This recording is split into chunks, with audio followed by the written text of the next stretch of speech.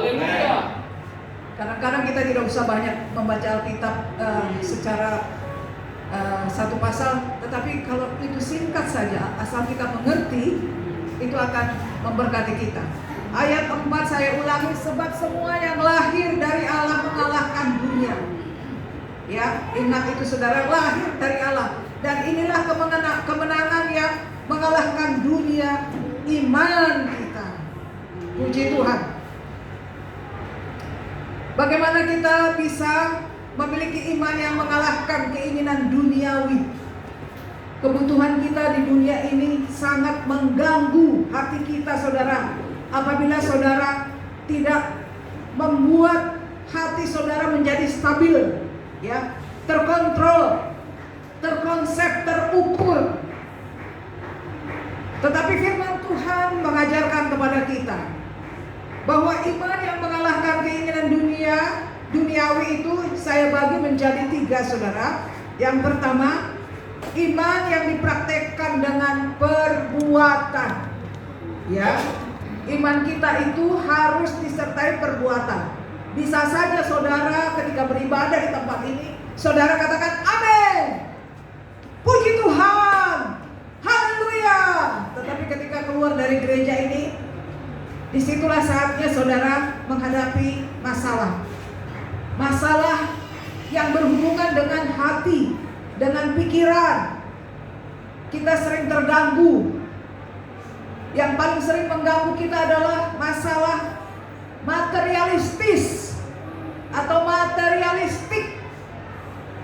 Biasanya itu mengganggu, ya. Kalau laki-laki atau kaum pria berhubungan dengan posisi, jabatan. Tetapi wanita umumnya berhubungan dengan perasaan yang membuat hatinya terganggu. Pakai hati, perempuan itu pakai hati. Gampang tersinggung, gampang terenyuh, gampang tersakiti. Beda dengan pria. Kalau pria dia memikirkannya lama, membutuhkan waktu. Hampir semua pria begitu, ya. Tidak mudah terganggu, kecuali masuk di akalnya, di logikanya. Tetapi kita perempuan umumnya terlalu cepat pakai perasaan. Nah, ketika kita menghadapi yang namanya masalah, persoalan, kesulitan, itu langsung masuk ke hati kita, ke perasaan. Adakah terasa tertuduh? Adakah kita terasa tersakiti? Nah, iman di sini berperan, saudaraku. Berbahagialah saudara dan saya yang menjadi pengikut Tuhan. Kita diajar beriman, saudara. Sungguh itu kekuatan yang luar biasa. Kita tidak diajar lompat-lompat kalau banyak masalah, atau menjatuhkan diri dari gedung yang tinggi, atau kita ambil, ya, belati untuk menyelesaikan masalah, atau kita pergi ke dukun. Bukan itu yang diajarkan Tuhan. Tetapi dikatakan engkau harus beriman. Ya, betapa banyak kalimat iman di dalam Alkitab. Artinya kita pegang janji Tuhan, kita pegang perintah Tuhan. Itulah iman. Nah, iman yang dipraktekkan dengan perbuatan itu tertulis di dalam Yakobus 2. Coba kita buka Yakobus 2 ayat 14 sampai 20. Yakobus 2 ayat 14 sampai 20. Ya, kita bergantian. Kaum pria bersama-sama, kaum wanita lebih dahulu. Iman tanpa perbuatan pada hakikatnya adalah mati.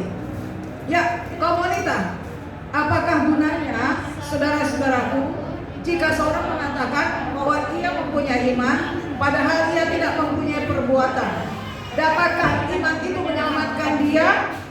Jika seorang saudara atau saudari tidak mempunyai pakaian dan kekurangan makanan sehari-hari, dan seorang dari antara kamu berkata, selamat jalan, kenakan pakaian panas dan makanlah sampai kenyang, tetapi ia tidak memberikan kepadanya apa yang perlu bagi tubuhnya.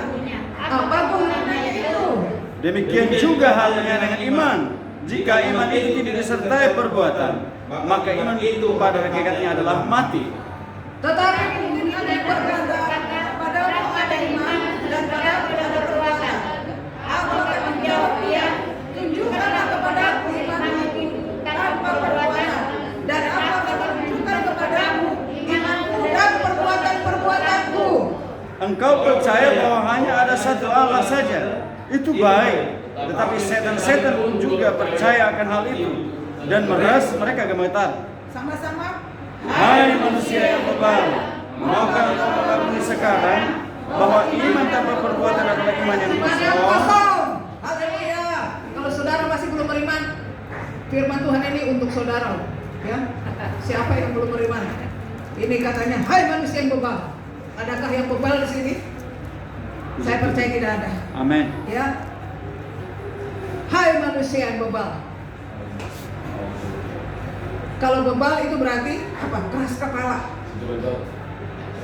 Si apa bahasa Bataknya? Si Jomblo. Jongkok bahu. Ya. Ini keras banget sih otakmu. Kira-kira begitu. Ya. Kalau orang tua menasehati anaknya yang bandel ya, jogal bahu ya. Kalau bahasa Inggrisnya stubborn. Ya, keras kepala. Nah, sampai seperti itu dikatakan ya kepada orang-orang yang tidak mau percaya. Hai manusia yang bebal, maukah engkau mengakui sekarang bahwa iman tanpa perbuatan, ya, tanpa perbuatan adalah iman yang kosong. Makanya ada istilah tong kosong, bunyinya kencang sekali, tapi kosong di dalamnya. Tahun 2022, mari kita melihat diri kita. Kita mulai berkaca. Apakah saya sudah mulai merasa ada kemajuan iman di dalam hati saya? Nanti orang akan mengatakan, hai ibu, engkau orang beriman. Hai bapak, engkau orang beriman. Dari mana orang bisa berkata begitu seperti kita? Karena dilihat dari setiap ucapan kita. Amin. Karena ucapan itu meluap dari hati. Dari hati, ya, tidak bisa dibohongi. Kalau saudara dikit-dikit ngambek, dikit-dikit komplain, dikit-dikit negatif, dikit-dikit curiga, itu belum apa namanya, bekerja iman kita. Tapi kalau dari perkataan kita selalu bersyukur, selalu mau maju, selalu mau mendukung, ya, selalu bersemangat, selalu bersukacita. Nah, itu kelihatan. Itu tidak bisa dibohongi. Kalau kita hanya sebentar seolah-olah rohani, beriman, itu bisanya hanya sekali. Tapi hari-hari berikutnya akan kelihatan dari keluh kesah kita. Apakah kita mengeluhnya itu betul-betul negatif di pikiran kita, atau kita mengeluhnya memang kita berharap pertolongan Tuhan. Ya. Jadi kelihatan dari ucapan kita. Mari kita mengatur pembicaraan kita bahwa kita ini orang beriman, saudara. Di sini dikatakan, artinya dikatakan di sini, padamu ada iman, padamu ada perbuatan. Maksudnya, saudara, jangan hanya ada iman, jangan hanya ada perbuatan, tetapi paralel. Ada iman, pasti ada perbuatan. Seirama. Seperti tahun 2021 menjelang kita berhari Natal, kita beriman bahwa ruangan ini akan direnovasi. Lalu kita mulai kolektif, ya, mengumpulkan sebisa kita. Nah, ternyata iman kita itu disertai dengan perbuatan. Lalu kita bekerja sama. Ya, kita beriman ini akan ditutup lagi, dirapikan. Amin. Amin. Apa cukup kita beriman? Tidak. Tidak. Kita lakukan dengan perbuatan. Itulah artinya beriman disertai dengan perbuatan. Jadi iman tidak bisa berjalan sendiri. Saudara beriman, Tuhan akan jawab doa saudara.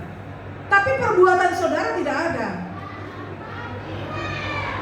akan susah mendapatkannya. Seperti contoh, ya. Saya pernah mengatakan, mungkin ada yang dengar, Theodora akan mendapatkan jodoh tahun 2021.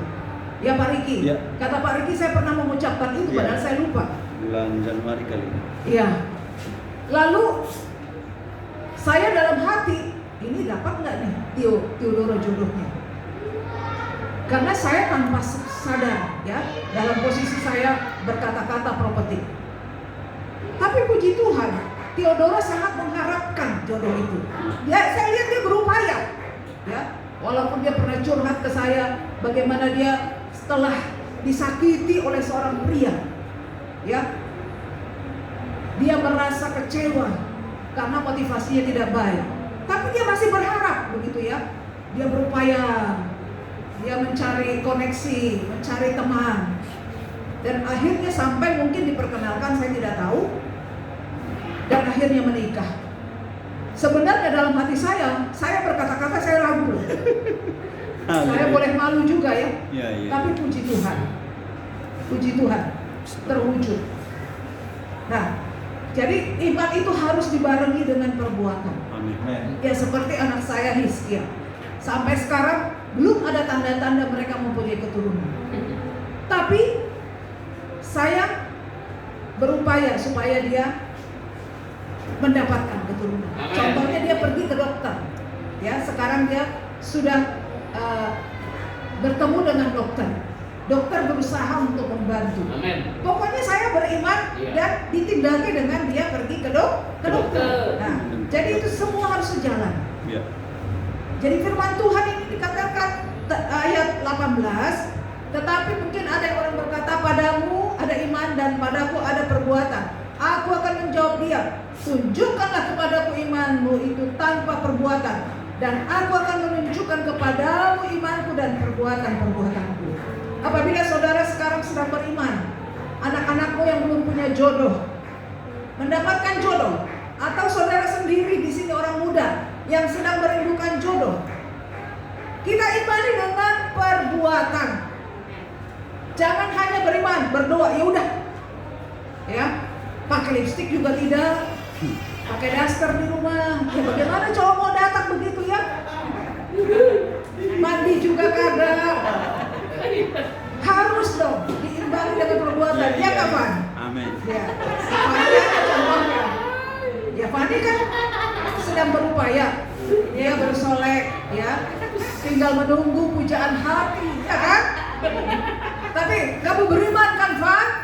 Nah, kalau kamu beriman, percayalah segera dapat jodoh. Iya. Jadi saudaraku, ini adalah contoh-contoh kecil. Ya, masih banyak contoh yang lain. Kita mungkin masih punya masalah, belum kita bisa selesaikan. Ayo beriman, tapi ayo juga berbuat menyelesaikannya. Jangan ditutupi, jangan tidak diselesaikan.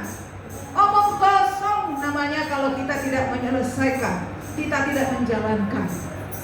Ya, seperti minggu lalu Ibu Lili mengatakan, tolong doakan anak saya Santo, sakit perut sudah seminggu.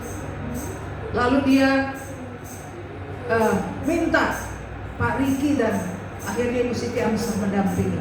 Sudah sembuh, puji Tuhan. Ya, pasti Ibu Lili mengupayakan dengan obat ke dokter. Gak dibiarin aja anaknya di pojok, hanya cukup didoakan, tidak mungkin. Jadi semua harus selaras, harus paralel, tidak bisa setengah. Kalau hanya iman, selama kita masih bisa, ayo dengan perbuatan. Tapi kalau kita sudah tidak bisa, ya kita berdoa. Ya, salah satu contoh saudara, ini sekarang saya sedang mempraktekkan iman. Itu tanah sekarang yang kami tinggali itu hampir 700 meter. Diberikan oleh abangnya Bapak. Bayangkan, diberikan karena Bapak melayani dan dia bangga melihat anaknya laki-laki semua. Lalu sesudah diberikan, itu pas ulang tahun Bapak ke-63. Tapi kemudian dia dipanggil Tuhan. Abang kami berkata, saya hibahkan. Lalu Saya bertanya-tanya bagaimana caranya ini untuk balik nama. Akhirnya saya mendapat jawaban dari keluarga, buat di notaris. Lalu abang dan kakak saya minta datang ke notaris supaya sah bahwa itu sudah dilibatkan. Saudara tahu, saat ini pergumulan saya membalik nama tanah itu mungkin 700 lebih. Itu biayanya 500 juta.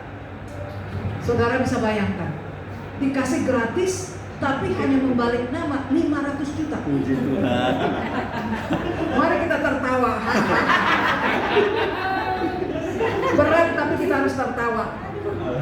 Sampai sekarang saya berpikir, Tuhan, Engkau sudah memberikan tanah yang kami injak. Tapi sekarang balik namanya dari mana, Tuhan? Doakan saudara supaya saya menemukan jalan keluar. Amin. Haleluya. Hanya Tuhan yang bisa menolong saya. Anak-anak saya penghasilannya belum seperti itu besarnya. Kalau dikumpulin semua 4 orang belum ada. Mereka sendiri juga baru. Mereka masih kredit rumahnya. Akhirnya saya tidak bisa berbuat apa-apa selain berdoa. Saya tahu kalau Tuhan sudah memberi, Tuhan akan menyelesaikan. Amin. Besar. Belum lagi membuat IMB. Tapi saya sebagai orang beriman, saya akan buktikan Tuhan akan menolong saya. Begitulah persoalan hidup saudara. Ya, dulu saya tidak menyangka tanah itu akan diberikan. Pada waktu kami kesulitan, kami menjual rumah yang di depan. Kakak saya mengatakan,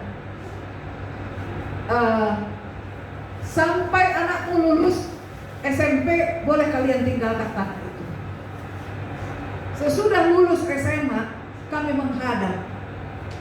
Kakak, abang, anak-anak sudah selesai sekolah. Kami akan meninggalkan tanah ini. Kami harus gentle ya, tidak boleh berusaha mau memanipulasi. Apa dia bilang? Ambil tanah itu, bayar kapan-kapan. Kalian punya uang. Kami tidak jadi pindah. Tapi lama-lama mungkin hatinya dijamah Tuhan. Sudah pasti ya hatinya dijamah Tuhan. Dia panggil kami. Wah, saya meneteskan air mata saudara. Tanah sebesar itu gak berapa puluh M tanah saya itu. Tapi karena anugerah Tuhan, mereka dipakai Tuhan untuk memberkati kami. Walaupun Bapak tidak ada, sebenarnya ini berat. Tetapi karena saya milik Tuhan, apapun yang terjadi, Tuhan pasti membela saya. Amin. Nah, demikianlah dengan pergumulan kita saudara. Pergumulan saudara itu kecil ya. Kalaupun kecil, mari selesaikan dengan iman. Amin. Selesaikan dengan iman. Haleluya. Selesaikan dengan iman. Haleluya. Ya. Jangan hanya kekuatan kita. Kita pakai iman kita supaya malaikat-malaikat surga mulai mengerjakannya untuk kita. Amin. Haleluya. Nah saudaraku, iman itu disertai dengan perbuatan. Yang kedua, iman hanya dimiliki orang yang sudah lahir baru. Ya, kalau saudara ada keluarga kita atau kita sendiri merasa saya ini belum lahir baru, saya belum percaya. Sebenarnya saya belum percaya Tuhan. Jangan saudara bicara iman. Tidak usah bicara iman. Tapi kalau saudara merasa saya ini udah anak Tuhan, ya, pasti saya akan terus beriman kepada Tuhan. Kita buka Ibrani 11 ayat 1. Kalau sudah dapat silakan satu orang pembaca. Ini firman Tuhan yang sudah sering kita dengar.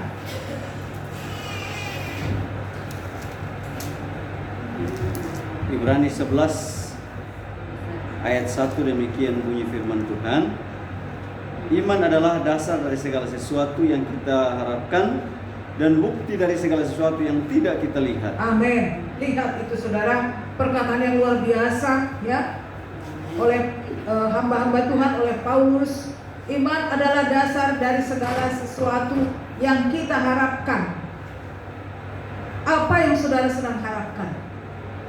Ya seperti tadi, saya beriman, saya akan mempunyai cucu dari Hizkia. Dasarnya nggak ada, saudara. Apa keterlibatan saya supaya anak saya bisa mempunyai keturunan? Nggak ada dasarnya. Tapi dasar dari segala sesuatu yang kita harapkan. Amen. Harapkanlah segala sesuatu dengan iman atas segala persoalan dan pergumulanmu. Amen. Dari segala sesuatu yang tidak kita lihat.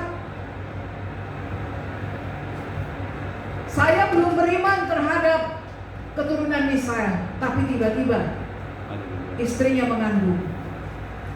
Ya kan, saya tidak perlu lagi beriman untuk dia. Tapi terhadap Hizkia dan William, saya mengharapkan sesuatu. Ya, iman saya adalah dasar dari segala sesuatu yang saya harapkan.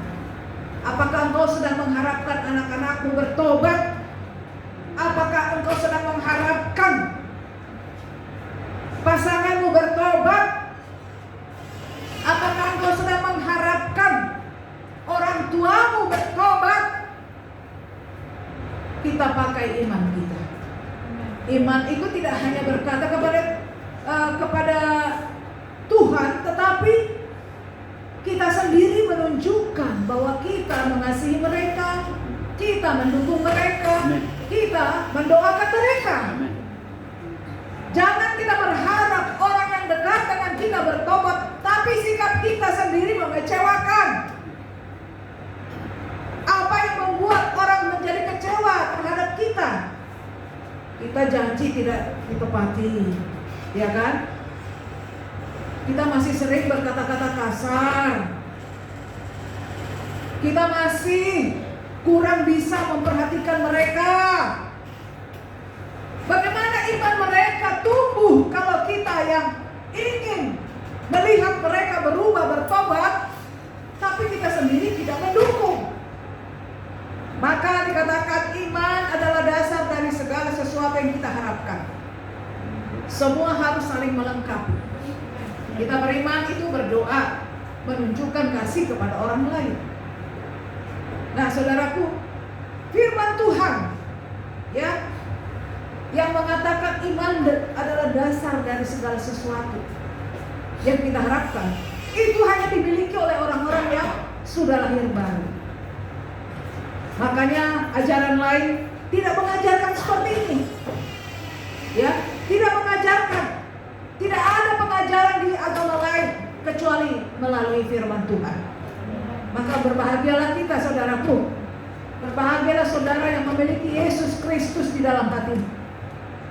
Semua yang tidak mungkin bisa menjadi mungkin. Kita merasa kekurangan bisa dicukupkan oleh Tuhan. Amin. Yang ketiga, saudaraku, iman yang mengalahkan keinginan duniawi, yaitu iman membuat kita berbahagia. Hanya orang-orang yang beriman yang bisa berbahagia, saudara. Saudara berbahagia walaupun belum bisa seperti orang lain. Orang lain sudah mungkin punya mobil, saudara belum punya. Orang lain sudah punya rumah, saudara belum punya rumah. Ya, orang lain sudah mendapatkan pekerjaan, kita belum dapat. Saya bersyukur menerima kesaksian dari Ibu Lucia, pendeta Lucia di gereja kita. Anaknya selama ini menjadi wartawan, bekerja dengan baik, dengan sungguh-sungguh. Tapi tiba-tiba koran yang dia ikut kerja bubar. Ya, kalau nggak salah itu Jawa Pos. Saya tidak tahu apakah itu Jawa Pos atau apa. Akhirnya tidak bekerja, saudara. Tapi orang tuanya tidak pernah marah. Ibu Lucia tidak pernah, kamu cari kerja dong, kamu jangan nganggur dong. Tidak. Ibu Lucia hanya bilang, berdoa ya nak, biar dapat kerja. Akhirnya sampai saat ini anaknya memang belum bekerja, tetapi istrinya membantu jualan online. Nah, kadang-kadang situasi seperti itu terjadi, saudaraku. Kita harus tetap merasa happy menjadi orang yang beriman. Jangan kita ojok-ojok anak kita harus push, kita harus paksa dengan kekerasan. Tidak seperti itu. Kita harus beriman, anak kita itu akan mendapat pekerjaan yang terbaik. Saudara baca nggak di medsos? Seorang anak dipaksa belajar sampai kelelahan karena dia ingin anaknya jadi juara. Apa yang terjadi, saudara? Anaknya mati lagi belajar karena kelelahan. Nah, jangan seperti itu orang beriman, saudara. Iman itu harus membuat anak-anakmu happy. Jangan membuat anakmu menderita gara-gara harus jadi juara, harus jadi the best.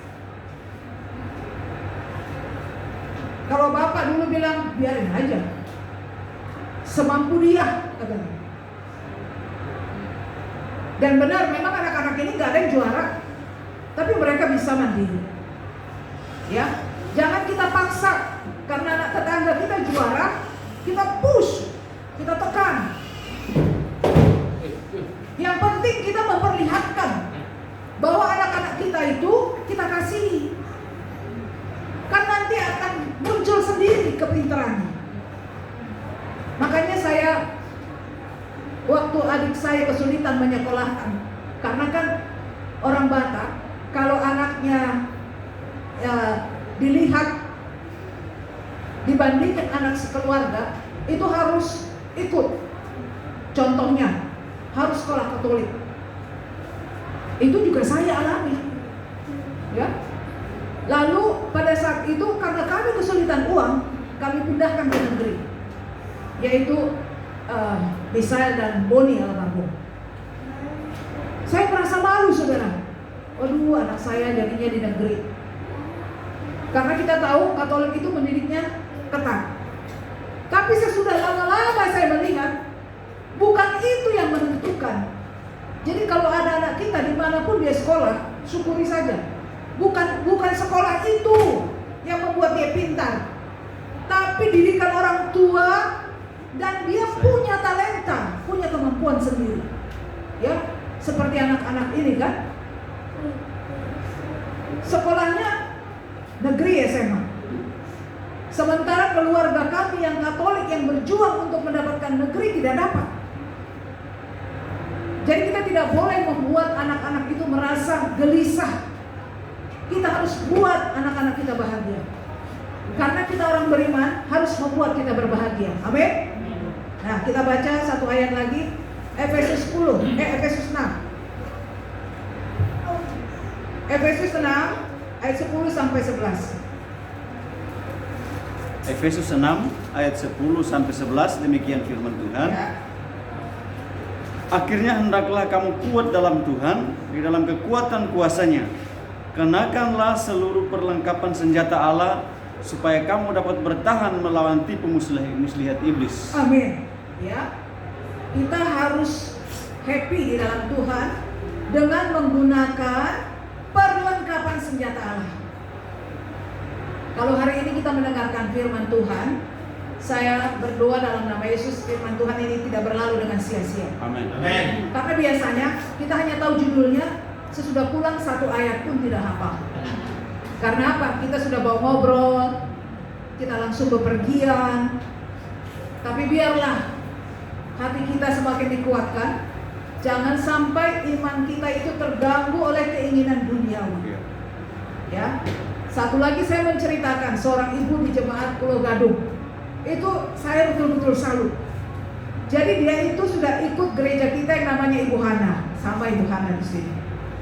Dari anaknya masih kecil sampai sekarang sudah bekerja, saudara. Tidak pernah curhat sedikit pun kepada jemaat dan kepada saya. Tahu saudara apa kerjanya? Pagi mencuci, siang jagain toko orang. Ya, suaminya waktu itu masih hidup. Tidak pernah sedikit pun mengeluh. Ini orangnya ada. sampai sekarang gereja kita.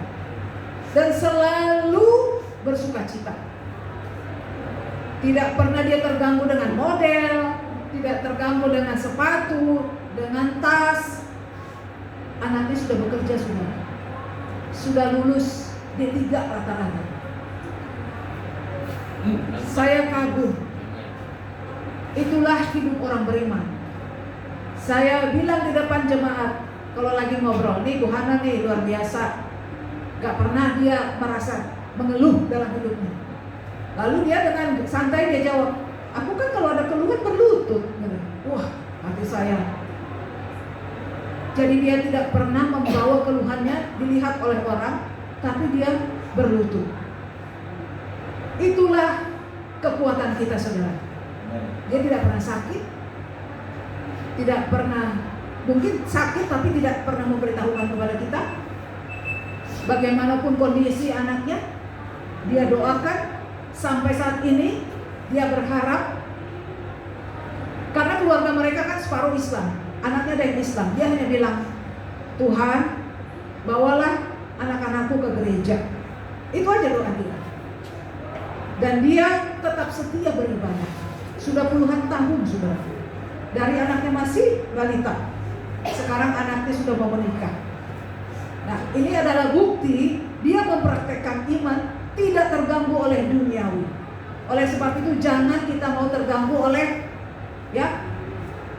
belanja online, biarin aja yang jualan online, tapi jangan pernah tergoda, saudara.